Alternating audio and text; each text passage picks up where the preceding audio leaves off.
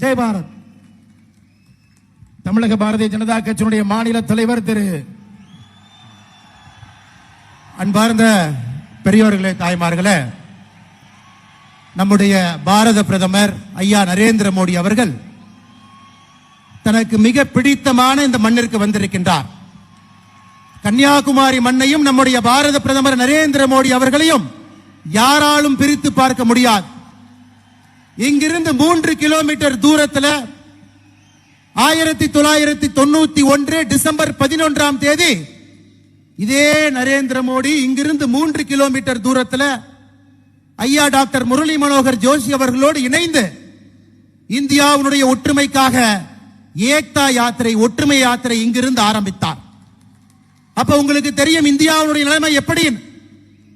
வாக்கு வங்கி அரசியலுக்காக நடத்தி கொண்டிருக்கக்கூடிய காங்கிரஸ் ஆட்சியில வேறு வேறு கட்சிகள் இந்திய அரசியல் இருந்த பொழுது இந்தியாவை துண்டாடி கொண்டிருந்தார்.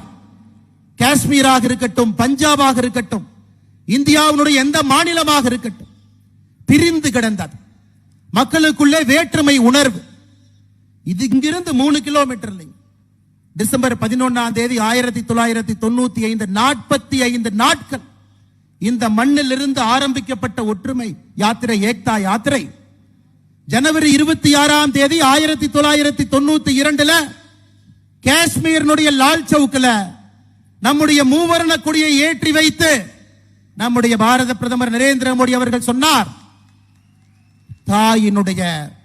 என்னுடைய தாயினுடைய பாலை குடித்து வளர்ந்த இந்த மனிதன் யாருக்கும் பயப்பட மாட்டான் என்று லால் சவுக்கிலே நம்முடைய மூவர்ண கொடியை ஏற்றி காண்பித்தார். அங்கிருந்த தீவிரவாதிகளுக்கு மிகப்பெரிய சொந்தம். கன்னியாகுமரியினுடைய மக்கள் உங்களுடைய மண்ணின் மைந்தனாக பாரத பிரதமர் நரேந்திர மோடி அவர்களை கொண்டாடி கொண்டிருக்கின்றீர்கள். அதே மண்ணிற்கு இன்னைக்கு பிரதமர் அவர்கள் மிகப்பெரிய உறுதிமொழியோடு வந்திருக்கின்றார். இன்னைக்கு அவர்கள் சொல்வது விக்ஷித் சங்கல்ப் யாத்ரா என்று சொல்ல, ஏக்தா யாத்திரை இங்கிருந்து ஆரம்பித்தாங்க. இத்தனை ஆண்டுகள் கழித்து இந்தியாவுடைய பிரதமராக நம்முடைய நாட்டை வல்லரசு நாடாக மாற்றுவதற்கு 2047 முடியும் பொழுது இது ஒரு மிகப்பெரிய வல்லரசு நாடாக மாற வேண்டும்.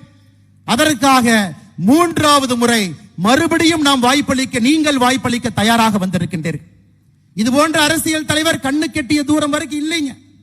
குடும்ப கட்சிகள், ஊழல் கட்சிகள் மக்களை கொள்ளையடித்து தன்னுடைய குடும்பத்தில் இருக்கக்கூடிய அவர்களுடைய குழந்தைகள் ஆட்சி கட்டலுக்கு வர வேண்டும் என்று துடிக்கக்கூடிய இந்தியா கூட்டணி.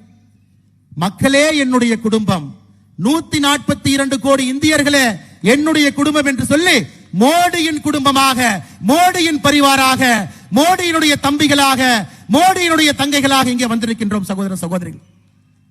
இந்த யாத்திரை மிக முக்கியமான யாத்திரை, விக்சித் சங்கல்ப் யாத்திரை.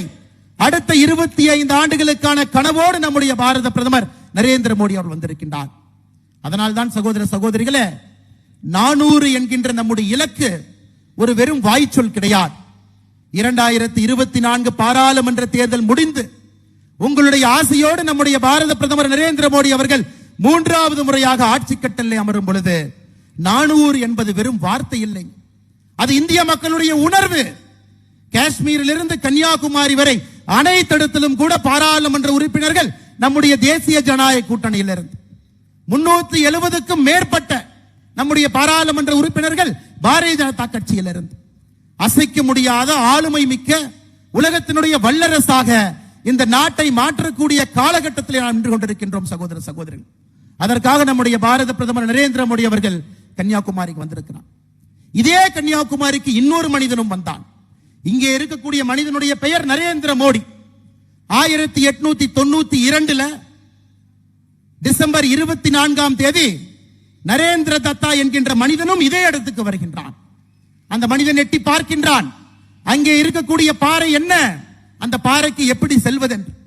சுற்றில் இருந்த மனிதர்கள் சொன்னார், அந்த பாறைக்கு செல்ல வேண்டும் என்றால் கடலிலே குதித்து நீந்தி செல்ல வேண்டும் என்று சொன்னார். நரேந்திர தத்தா என்கின்ற மனிதன் கடலிலே குதித்து பாறையை நோக்கி நீந்தி சென்று டிசம்பர் 24, டிசம்பர் 25, டிசம்பர் 26, 1892 அந்த பாறையின் மீது அமர்ந்து கடுதவம் செய்து தான் யார், தன்னுடைய நாடு எப்படிப்பட்ட நாடு, தன்னுடைய மதம் எப்படிப்பட்ட மதம் என்பதை உணர்ந்தார். அந்த நரேந்திர தத்தா சுவாமி விவேகானந்தாக மாறினார். நரேந்திர மோடி விஸ்வகுரு நரேந்திர மோடியாக மாறி மக்களுடைய வளர்ச்சிக்காக, இந்திய நாட்டினுடைய வளர்ச்சிக்காக அசைக்க முடியாத சக்தியாக இந்த நாட்டை மாற்ற வேண்டும் என்பதற்காக வந்திருக்கக்கூடிய நம்முடைய பாரத பிரதமர் நரேந்திர மோடி அவர்களை உங்கள் அனைவரின் சார்பாக மறுபடியும் வருக வருகின்ற வரவேற்று. Honorable Prime Minister Narendra Modi sir, 1892 we had Narendra Datta who came to the same soil 3 kilometers from here. He swam to the Vivekananda rock. That point of time it was a mere rock. By his penance 3 days sitting in that rock, he found out who is he himself. He found out the idea of Bharat. Now this Narendra Modi, by his penance, by his sankalp, தன்னுடைய வாழ்க்கை முழுவதுமே ஒரு தவமாக, சங்கல்பமாக இன்னைக்கு ஒரு ஞானியாக மாறி வந்திருக்கின்றார்கள். நண்பர்களே, எத்தனை பேருக்கு தெரியும்? எத்தனை பேருக்கு தெரியும்? சாமி விவேகானந்தா சிக்காகோவுக்கு சென்று விட்டு வந்த பிறகு 1897 ராமகிருஷ்ணா மிஷன் ஆரம்பிச்சாங்க. எத்தனை பேருக்கு தெரியும்?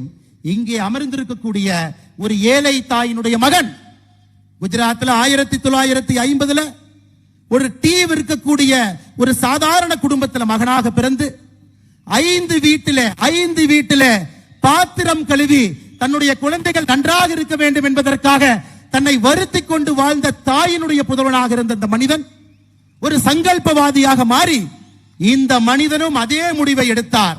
ராஜ்கோட்டில் இருக்கக்கூடிய ராமகிருஷ்ணா மிஷனுக்கு இந்த மனிதர் சென்றார். நான் ஞானியாக மாறிவிடுகின்றேன், நான் ஒரு ஞானியாக மாறிவிடுகின்றேன் என்று ராஜ்கோட்டுக்கு இந்த மனிதர் சென்றார். அங்கே இருந்த சுவாமி அஸ்மஸ்தானந்தா சாமி சொன்னாரு நம்முடைய மோடி அவர்களை பார்த்து, நான் சொல்வது 50 ஆண்டுகளுக்கு முன்பு, மகனே, உன்னுடைய வாழ்க்கை என்பது இந்த நாட்டிற்காக நீ ஞானியாக மாறி தனிமைப்படுத்துவதற்காக நீ பிறக்கவில்லை, நாட்டிற்கு சேவை செய்வதற்காக பிறந்திருக்கின்றாய் என்று ராஜ்கோட் ராமகிருஷ்ணா மிஷனிலிருந்து திருப்பி அனுப்பப்பட்டார் அந்த நரேந்திர மோடி. 2வது முறையும் செல்லுகின்றார், மறுபடியும் ராமகிருஷ்ணா மிஷனுக்கு ஞானியாக வேண்டும் என்று 2வது முறையும் திரும்பி அனுப்பப்பட்டார். நரேந்திர மோடி அவர்கள் இன்னைக்கு 142 கோடி மக்களை வழிநடத்தக்கூடிய ஞானியாக, விஸ்வகுருவாக, நம்முடைய குடும்பமாக, இந்த நாட்டை அடுத்த கட்டம் எடுத்து செல்லக்கூடிய வல்லமை மிக்க தலைவராக, விஸ்வகுருவாக நம்முடைய மண்ணிற்கு வந்திருக்கின்றார். உங்கள் அனைவரின் சார்பாக நம்முடைய மோடி அவர்களை வருக வருகின்ற மற்றும் வரவேற்று மிகுந்த ஒரு பெரிய உற்சாகத்தோடு, கைத்தட்டி ஆரவாரத்தோடு உங்களுடைய மண்ணினுடைய மைந்தனை, ஏக்தா யாத்திரை எடுத்தவரை, இப்பொழுது விக்சித் பாரத் சங்கல்ப யாத்திரை எடுத்திருக்கக்கூடிய நரேந்திர மோடி அவர்களை உற்சாகத்தோடு நீங்கள் வரவேற்க வேண்டும் என்று அன்போடு கேட்டுக்கொள்கின்றேன்.